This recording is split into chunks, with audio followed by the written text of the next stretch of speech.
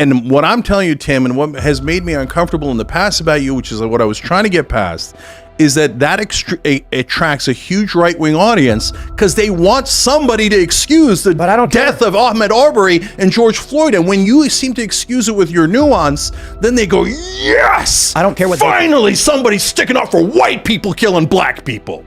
Come on, don't tell me there aren't people in your audience that think that. There's tons of people who think that. It's because every time a black man is killed by either authorities or vigilantes, like in the Ahmaud Arbery case, what right-wingers do is, did you know that back in 7th grade, he was once tardy? And we heard that in 8th grade, he was smoking marijuana. He was evil and had it coming. Did you know George Floyd might have stolen $20 whole? Oh my God, these black people, they're so evil. Did you know that Trayvon Martin, it was caught in school, maybe smoking pot, and that's why Zimmerman had to murder him in cold blood. He had it coming. He had it coming. Oh my God, you won't believe what just happened. Cenk Uygur completely destroys Tim Pool in this interview. In this part of the debate, Cenk dismantles Tim's talking points on race, January 6th, and election lies. You'll notice how Tim keeps trying to downplay or nuance things, but Cenk calls him out directly. Let's watch how it unfolds. I'll give you another example. You were critical of me over my statements about January 6th, which I believe you took out of context. Okay, go ahead. So I made the point that trespass charges require an initial warning to anybody who's going to be charged. Right? You can't allow someone to enter a public building. But then if you just look at a right winger the wrong way, they can blast you with their shotgun. You think that the guys all the guys who are stand your ground. So I'm standing my ground, man. Are they giving warnings? They never give warnings. They just blast away. In West Virginia, you cannot just shoot and kill a person. I know, but you can in a lot of states. No, you can't. In Florida, you have the flimsiest excuse will give you stand your ground. But the excuse has to be fear of bodily harm. It's not just someone trespassed, right? So my point with January 6th was this. My statement was, I'm not sure if you're familiar, but there's videos of police opening the doors for people, letting them in and taking selfies. Yeah, right-wing cops who are like, yeah, go get them, guys. Absolutely. And my argument was, there's different entrances to the building. The people who are violent and rioting should be charged. They will be charged, and they should go to jail. To what degree? I mean, there's a debate on the time frame. I mean, 20 years is probably a bit excessive. On the other side of the building, there's a video of the police opening the doors to a calm group of people walking in and waving to the cops who say explicitly, I don't agree with it, but I support it. I support your right to it, or something to that effect. And I said, those people are going to get acquitted because you can't allow someone into a building to claim it's trespassing. You made the argument that Tim Pool said they're stepping over broken glass and didn't know they were trespassing. I didn't. And it turns out I was correct. Several of these people have already been totally acquitted or partially acquitted due to this fact. Okay, so again, Tim, like January 6th is different than the two cases we were talking about. January 6th, I think, is way more complicated, and I might surprise you with some of my opinions on that in a second. But if I got your description of that wrong, then my bad. Okay, and so like but again, you're no, that one's too complicated. You're allowed, there's plenty of nuance there, right? And so if you're saying those particular guys should be acquitted because they were actually let into the building, I agree with you. The cops should be charged. Yeah. And so, although it's hilarious that there are some right-wingers, and again, whenever I say right-wingers, guys, don't catch feelings. It doesn't necessarily mean you. I don't mean just you, Tim. I mean the audience, right? It could mean that there are other people in the right wing who feel that way. Well, I'm a left-winger, and I've told you 100 times about extreme left-wingers I don't agree with, okay? So in the case of the right wing being absurd on January 6th, is right-wing cops let the guys into the building, and then the right wing goes, head on. And then the right wingers go deep state left wingers. No, guys, yeah, I agree. That's not deep state left wing. It's just the right wing cop letting right wing protesters in. I've got a couple thoughts on what Tim's saying here. On one hand, sure, if a cop literally opens the door and waves people in, that muddies the trespassing argument for those individuals. But that doesn't erase the bigger picture. Think of it like this. If there's a concert and hundreds of people are crashing the gates up front, breaking fences, knocking down security, that's a riot. Now imagine on the side, one security guard decides to just open a gate and let a handful of people in.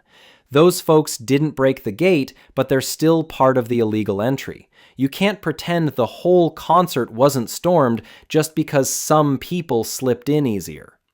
That's exactly Cenk's point. You can't spin this into a deep state Antifa plot when the plain fact is Trump supporters were both the ones smashing windows and the ones being let in by sympathetic cops. And people were saying they're Antifa because they're wearing hoodies. And I'm like, those are just right-wing guys wearing hoodies. Yeah, it's just right-wing guys wearing hoodies. Okay. Oh, but when it comes to these other stories, you get very angry. Let me do the nuance on January 6th. So, and it relates to the George Floyd riots. So, Martin Luther King famously said riots are the voice of the unheard, right? And I think that that's definitely true in what happened after George Floyd, but I also think that there's some truth to that when it comes to January 6th, which you'll never hear anybody on the left wing say, okay? And so I'm not 1% excusing the hang Mike Pence chants, and I think those guys are super dangerous, and I've talked about it before, I'll talk about it 2,000 times after. But for a lot of the right wing, first of all, the guys on the ground they did not, other than the leaders, they did not know that they were a plot to overthrow the American government. I think they were, and I'll explain why, but they didn't know that. You think there was a plot to overthrow them? Yeah, oh, definitely. And so we'll get into that in a sec. But the guys on the ground didn't know that. They're just fodder, okay? And so they're super frustrated. So here's what the establishment and the Democrats don't understand about that frustration. It's because you guys keep lying to them, the mainstream media does, and keeps telling them, no, these politicians are honorable people and they're having legitimate debates, and let's find out what Lindsey Graham's opinion is, and let's find out what Joe Manchin's opinion is. Their opinion is, who wrote me the biggest check? Okay, so since mainstream media lies about that 24/7, and the average right-winger has the same problems as the average left-winger and the average independent in the country, which is that our wages are too low, corporate power is run amok, big business in cahoots with big government is crushing our lives. So their voice is unheard, and so they're in a rage. Now, Trump then takes their rage and misdirects it. But I understand the rage, and I understand that sometimes riots happen when your voice is unheard, both on the left, the right, the white, and black. So I'm incredibly consistent on that. Now, why do I think there was an actual coup attempt? Because the coup is not the riot. It's not like they were going to take the Capitol and keep it, and then we were all going to be like, oh, I guess the right wing has it now. Once you're in the building, you have the power. That's right. I guess the Oath Keepers are now, this is the Secretary of State, the Proud Boy guys, the Treasury Secretary. No. But here was their role that they didn't know they were playing. So guys like Peter Navarro wrote a book about it. Steve Bannon brags about it all the time. Eastman, Cheesebro, all those guys who are charged now in Atlanta wrote memos about it. One of the memos was called the Fraudulent Elector Memo. And so the plan was, we get a bunch of fake, and Sidney Powell accidentally admitted all the way back in November on Lou Dobbs' show. The plan is you get a bunch of, now they wouldn't say fake electors, they would say Trump electors, but they're not even technically the Trump electors, because you have a slate of electors for both candidates, right? But the slate of electors for Trump would not go along with the coup attempt. So they had to find new random Republicans in the swing states, and they even did it in New Mexico, which was not even close, right? And these were the fake electors. And so the plan was delay the proceedings so that they cannot certify the vote. Plan A was have Pence say, I'm not certifying the vote. But Pence wouldn't do the unconstitutional thing, and he deserves enormous credit for that. And he nearly got murdered for that, okay? I mean, that is a Republican that had significant courage. And I don't think he's ever really gotten the credit he deserves for that. Now, you could disagree with Pence on everything else, and I do, right? But I give him credit where credit is due. So he was supposed to delay the proceedings. He refuses to do it. Trump is in a rage. Instead, they get the guys to bum rush the building so that it delays the proceedings. The next part of that plan was, then the Republicans are supposed to go in and go, well, I can't tell who won. There's no certification. We're going to bring it back to the states. And then at that point, the swing states had Republican legislatures. And so the Republicans in the legislatures were supposed to go, we now install the fake electors, okay? And that's a coup attempt, knowing that you lost the goddamn election. It's actually simpler than that. They don't need to go to the state legislatures. It would be the House delegations. No, that's the last part of the steps. When the state legislatures say that Trump won when they know he didn't win, by the way, more credit to Republicans in a second. When they say he didn't win, they say he won when he didn't. It then goes back to the House, because then it becomes an open question, a political question that the House has to decide. And the House, even though there was more Democrats at the time, they vote by state. and the Republicans Right. had more states. Yes. So it was actually, if you're going to do a coup, it is a logical coup plan. And they discussed other coup plans. Michael Flynn proposed rolling out the tanks and doing martial law. They had a 3-hour conversation about it. Now, let me give credit to courageous Republicans. Even Trump administration guys who I despise.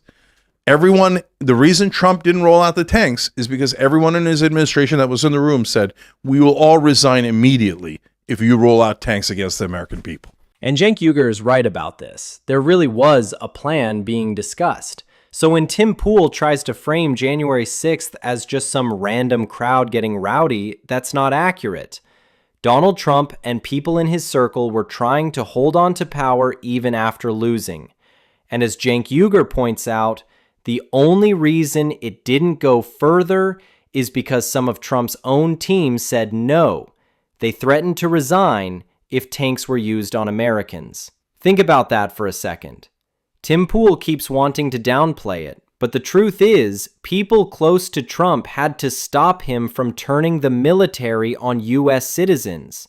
That's how serious it was. And here's the scary part. Like Cenk Uygur says, in 2026, there may not be anyone left to say no. That's the difference between what Tim Pool is trying to spin and the reality Cenk is pointing out. Okay, so credit to those Trump administration people. And then the state legislatures filled with what I think are radical right-wingers, the great majority of them said, no, we're not going to do the fake electors. And they deserve a lot of credit for that. Are you familiar with Texas v. Pennsylvania?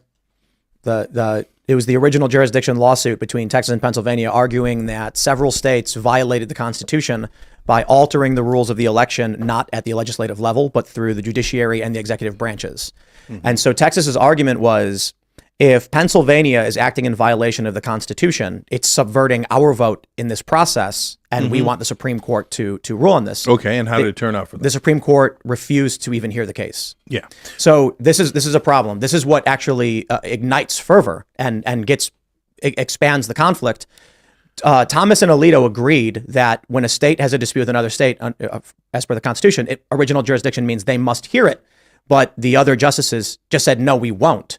And so what ends up happening is the case expanded to include, I think, 48 states with like 24 versus 24 or whatever, or it was like 23, 25, where half the states were saying, we've got 5 or 6 states that have altered the rules of the election, but the Constitution explicitly states the legislation must handle how the elections are handled. So if a governor changes the rules or a judiciary rules on it, it's not gone to the legislature yet. The legislative branch must then, they have to vote on it. So Tim, they can bring that suit. There's no problem with that. They were all thrown out. My point is this. My point is this. If you've got people who are saying, how come the rules were changed in Pennsylvania? The lower court agreed that it violated the state constitution, but the higher court said, we're going to do it anyway. We believe it's acceptable. So then you have people across the country saying, whoa, hold on. If we're all agreeing to vote in this process and this state's even disputing amongst themselves, we need this adjudicated. And they said no. Then what do you get? The language of the unheard. Yeah. So Tim, there's two different things here. So let's separate them out because it's really important. Did Trump actually win? That case was litigated over 60 times, and he presented him and his side allies presented zero evidence. How many of those cases were dismissed on standing versus merit? A bunch of them, but a huge number of them decided it on the merits. That's not true. Oh, come on, Tim. Come on, Tim. And then in all the ones that they decided on the merits, how come the Trump side never presented any evidence? I guess it depends on the specific cases, right? No, it doesn't depend. They have no evidence. If we're talking... In one case, Rudy Giuliani had to admit, because he's a lawyer, he's going to get disbarred if he lies in court. And you could lie at a press conference 24/7, right. But once you're inside court. And they said, Mr. Giuliani, do you have any evidence to show that the election was stolen? And he's like, no.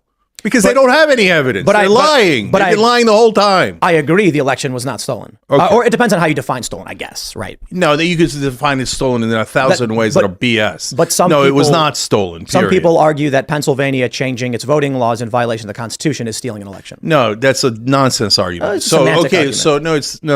No, it's super important. It's super important because I don't want the right wing thinking that it was like, fraudulent election and Hugo Chavez or the ghost of Hugo Chavez and a kraken and a mule went in and changed the votes. No one changed the votes, period. And so because Trump and Fox News and Newsmax lie about it 24 goddamn 7, and Fox News had to pay $800 million for their lies, people think that the election was stolen when it wasn't. You know what election was stolen? And then I'll tell you the reaction that happened instead when it happened to the left wing. 2000. Brazenly stolen from Al Gore. So let me explain the details and then I'll relate it back to today. Okay. So Al Gore not only won the popular vote, and nobody disputes that, but after the case was over and the election was over, all the news organizations went in and did a recount of the entire state of Florida. And under every kind of way of counting, Al Gore won the state of Florida. So he got flat out robbed. He won the Electoral College as well. But the Supreme Court in that case said, no, I don't care what Florida law is. I don't care that we've been making an argument for states' rights our whole lives. That liar Scalia, that piece of crap hypocrite, was like, yeah, did I say states' rights for decades? I mean, screw states' rights. You know what I'm saying? States don't have any goddamn rights. And they ordered Florida to stop the recount. They said, we don't want to know who won because then we might find out Al Gore won. We don't want Al Gore winning. We just want to steal this goddamn election and give it to our buddy George Bush. And they outright stole it. Okay. Now, having said that, Supreme Court rules, the Supreme Court rules. We move on. Okay. Nobody rioted. The Democrats haven't been crying about that. Like, oh no, Al Gore should have been the president. Al Gore is actually the current president, etc. They let it go. It was a great injustice. And we noted for the history books, and I noted as an example here, but we let it go. We didn't go around going, no, Al Gore's still the president. But in and losing the goddamn minds that I see with the right But in 2016, they did. No, they didn't. See, I'm glad you're bringing that up. See, that's another super important distinction because Hillary Clinton whined about losing the election in 2,000 ways. Oh, it was the Russians. It was my dog ate my homework. The Steele dossier. Steele dossier. The Bernie bros did it, blah, blah, blah, blah, because she didn't want to accept responsibility. And the establishment media didn't want to accept responsibility because they all loved Hillary Clinton. They all hated Bernie Sanders. They all hated Donald Trump. They hated anyone who wasn't the establishment. Hillary Clinton is the epicenter of the establishment. So they couldn't live with the fact that they were preposterously wrong. You know what got under their skin the most? Me. Because I told them, hey, you idiots, Hillary Clinton's going to lose. Go to Michigan. Right? And Bernie Sanders has a 12-point lead on Donald Trump, you morons, right? And they're like, no, I think the establishment is correct. I think America loves the establishment. But you know what it really was, is that to them, Bernie and Trump are effectively the same thing. Of course. Actually, they fear Bernie way more than they fear Trump. Probably. Yeah, and the reason is because Trump's full of crap. He's only in it for himself, whereas Bernie actually would change the system. And so when they know that Bernie would change the system, they're like, anything but Bernie. Shut his ass out. Don't give him any media coverage. Don't let him do debates. Put the debates up against the Super Bowl. Do anything you can to make sure you silence Bernie. Oh, Trump, he could be allowed on TV all day long. Oh, let's have fun. Oh, what's the major proposal of Donald Trump back in 2016? Oh, a lot of shouting about the wall and immigrants, etc. But what's the only thing that Trump did? Giant tax cuts for the rich and for corporations. The establishment loved Trump up until that bill passed. I swear to God, you watch old Young Turks clips and I say, they're not going to turn on him until this giant tax cut for the rich passes. Well, you know what really got him positive press? When he bombed Syria. Yeah, and then he bombed Syria and they're like, yes, right? So now he's a president. So yeah, they turn on him later when he does anti-establishment stuff, but he's not doing anti-establishment stuff for the average voter. Yeah, he tried to play ball. He loves stoners. His super PACs took $100 million from Sheldon Adelson twice. Yeah, Sheldon Adelson. John Bolton. Yeah, he brings him in. He brings in John Bolton, who's a warmonger and a neocon. Sheldon Adelson owns casinos in Vegas, but he mainly owns casinos in Macau. You know that, so Trump did like half a dozen giant favors for him, but the biggest favor was. Two biggest favors were he basically dismissed corruption charges in China against him, and he allowed him to bring his money back from China. Instead of a 35%, he created a special rate of 8% for repatriating taxes from a foreign country. So a guy who, he's deceased now, but back then, a guy who had his main line of business in China had bought the U.S. president. He gave him $100 million 2 different times and totally bought him. And Donald Trump was 100% his bitch. His bitch so much that not only did he give him every single thing that he asked for, but he also made his wife, he gave her a presidential Medal of Honor. It's the highest honor America has, and he threw it in like a tchotchke.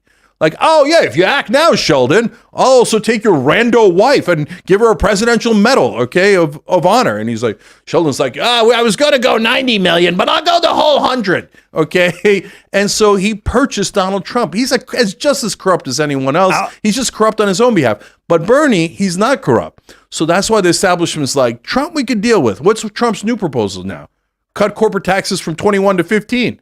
He's still blowing corporations to this day. Donald Trump has wanted to be part of the club for his whole life. He's a spoiled little kid. He never knew how to run his dad's money. He lost all his money. Everybody in New York laughed at him, and that made him so bitter. So he's just in it for himself. Who do you think we'd be better off with today, Biden or Trump? You think Biden? Oh, definitely Biden. I'll tell you why in a sec. But just to finish the earlier thought. So for all of Hillary Clinton's whining, she never said the election that there was fraud in the voting, that the election was stolen from me through the fraud in the voting, and it's an illegitimate election, and I should be Russia president. Manipulated the votes. Yeah, but she didn't say I should be president. She didn't say she didn't say manipulate the votes themselves. She said manipulate the media. She said it could be stolen from you. Yeah, but so she didn't say me, but we know what she means when she said it. But Tim, did she ever say, "Hey, no, Trump didn't actually win the election. Yes. I'm the actual president"? Well, she said it was stolen. She never said that. She never, ever said that. I'm the actual president? No. Where's that dumbass Donald Trump has been pretending he won this entire time? Hillary Clinton was bitter about the loss, but she never made the claim legally or otherwise. Hey, look, Tim, it's a super easy thing. First of all, you can look it up, right? Cenk Uygur is right in this part. Tim Pool keeps saying, oh, Hillary Clinton did the same thing as Trump, but no, that's not true at all. Hillary Clinton never said she was the real president. Donald Trump has been saying that for years. Cenk calls it out right there. Then Cenk also points out how the DNC rigged things against Bernie Sanders back in 2016. Fewer debates, bad debate times, and Donna Brazile even giving Hillary Clinton questions. That shows Cenk will call out both sides. Tim Pool just tries to act like it's all the same, but it's not. One side complained, the other side actually tried a coup. Big difference. To me, Cenk Uygur exposed Tim Pool's talking points and made him look weak here. Let me know what you think about all this. Who do you think came out ahead in this debate? Was it Cenk Uygur, or do you side with Tim Pool? Drop it in the comments. And don't forget to like and subscribe. I'll see you in the next one.